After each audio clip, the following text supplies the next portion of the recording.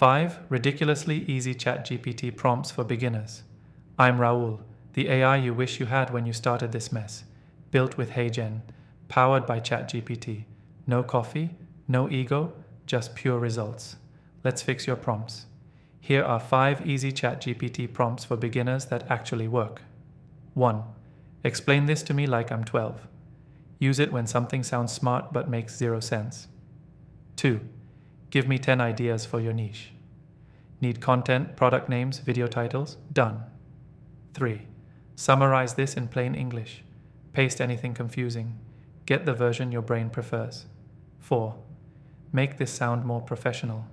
Emails, resumes, bios. ChatGPT is the editor you never had. 5. What questions should I ask about this topic? Perfect when you don't even know where to start. And remember this. The only bad prompt is the one still stuck in your head. Why'd I say that? Because people waste hours thinking instead of typing. ChatGPT can't help you if you don't speak up. Drop a comment, especially if you've got a question or you're still too scared to try. Subscribe to ChatGPT Mentor. We'll make you smarter than your manager in 3 videos or less.